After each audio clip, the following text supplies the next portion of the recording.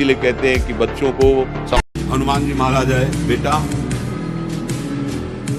आज्ञा की, मैंने इसकी रक्षा का व्रत लिया है। अभी तक ही नहीं पूछा था राजा कौन है मारने का, और मैंने कह दिया है ऐसा है। माँ आपकी आज्ञा सिरोधार, त्रिभुवन में कोई ऐसा पैदा ही नहीं हुआ कि मेरी माँ रक्षा का व्रत ले और उसे वो मार दे।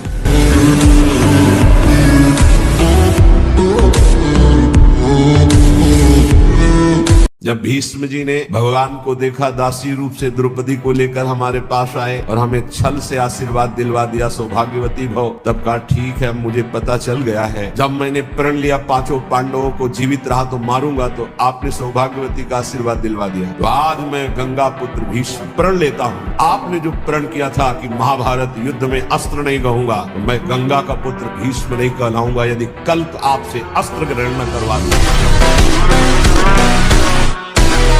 स्कूल में पढ़ते थे जब बच्चे थे, एक जेम्स वाट नाम का बालक जिसको निकम्मा समझा जाता था घर में, वो एक दिन बैठा था, देखा कि एक बटलोई चढ़ी थी और उसके ऊपर ढक्कन रखा था, नीचे से भाप ऐसे करके ढक्कन को उठा देती। उसने फिर वजन रखा, फिर भाप बनी उठा दी, वजन बढ़ाता गया, भाप उसको उठाती गई। उसी ने इंजन की रचना की। आप इसका भाव समझ पा रहे हैं हम क्यों उदाहरण दे रहे हैं? जब आपके अंदर अग्नि पैदा हो रही है, जलन पैदा हो रही, तो आपके जीवन को भगवान की तरफ ले जाने वाले पावर को जागृत कर रही, तुम विचलित होकर उसे विषय भोगों से पुनः शांत कर देते हो। उसे शांत नहीं करना, आग बढ़ने दो, वही तेजस्वी बनाकर तुम्हें अध्यात्म की ऊंचाई पर चढ़ा देगी।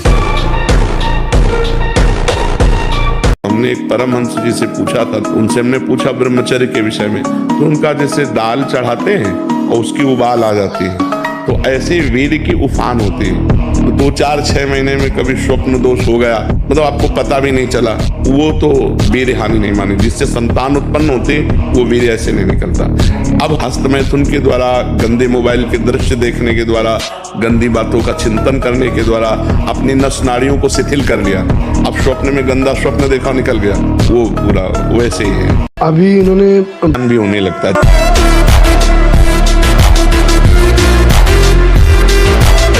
अगर कुमति को दबाकर सुमति को बढ़ाना है तो नियम ले लो, चाहे प्राण निकल जाए, पर पराई जिसका हम पाणी ग्रहण किए उसके सिवा किसी और स्त्री के साथ काम संबंध रहे। प्राणांते भी प्राण त्याग सकता हूं पर ना संगतिम, पर मैं किसी स्त्री का, पराई स्त्री का ऐसा संयोग नहीं कर सकता।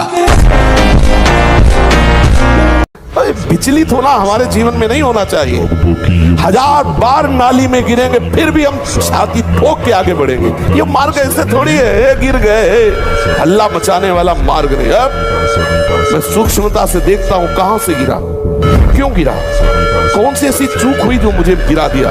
अच्छा, हमें लगता है हमारा खान पान बिगड़ा, मुझे लगता है कि ऐसा मेरा चिंतन छूटा, नहीं छूटने देंगे, नहीं खाएंगे ऐसा, ऐसी वस्तु नहीं देखेंगे, फिर आगे बढ़ते। अगर फिर फिसलते हैं फिर हम सावधान हो, अंतिम समय तक हम यही लड़ाई लड़ेंगे। अगर आप शुद्ध ब्रह्मचर्य रहना चाहते, स्वप्न दोष से निपटना चाहते, तत्काल व्यायाम कीजिए।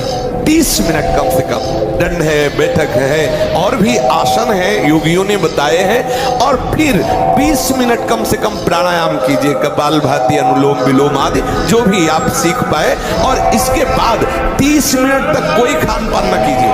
प्राणायाम व्यायाम के 30 मिनट तक ना आप चाय पीजिए ना पानी। चाय तो बड़े बूढ़ों की बात है, आपका शरीर रोगी हो तो चाय की जरूरत क्या है। ब्रह्मचारी अपने आप में इतना चाय होता है कि उसे जरूरत ही नहीं दूसरे किसी गर्म पदार्थ पाने की।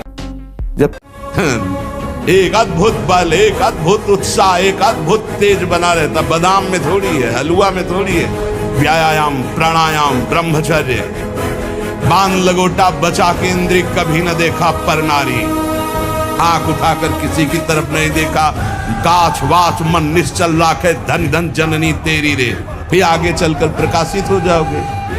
बहुत सावधानी की जरूरत है और व्यायाम अत्यंत आवश्यक है। अरे ब्रह्मचर्य को बचाने के लिए 1 घंटा व्यायाम की जरूरत है। दवा कोई वर्जिश से बेहतर नहीं, नुक्सा है कम खर्च, बालानसेन शक्ति बढ़े, फुर्ती लहे, चोट न अधिक पिराए, अन्न पचे चंगा रहे, कसरत सदा सहाय। कम से कम 1500 दंड बैठक मारी, फिर 2-4-6 घंटे पद्मासन सिद्धासन में नस नाड़ी एकदम शुद्ध, तब वो ब्रह्मचर्य लगना चाहिए कि ब्रह्मचारी जा रहा है। बुद्धिमताम वरिष्ठम हनुमान जी को कहा गया, वैसे ही बुद्धि परम पवित्र तेजो में हो जाती जब वीर शक्ति को एकत्रित किया जाता है। शरीर भले ऐसे हो, संकल्प करे तो धरती फट जाए। बहुत ब्रह्मचर्य में बहुत बड़ी सामर्थ्य, बहुत बड़ी सामर्थ्य है।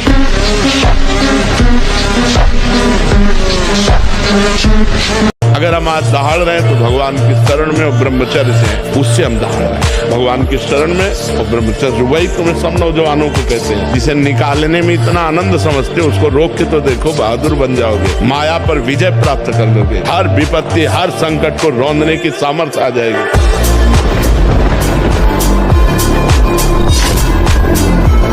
जवानी जो है ये व्यतीत होनी चाहिए तपस्या में, जलने में व्यतीत होनी चाहिए, तो बुढ़ापा में वर्षा हो जाएगी। जलोगे तपोगे तो वर्षा हो जाएगी, और अगर पहले ही भीजे भोगों में पड़े रहोगे तो बुढ़ापा में सड़ोगे।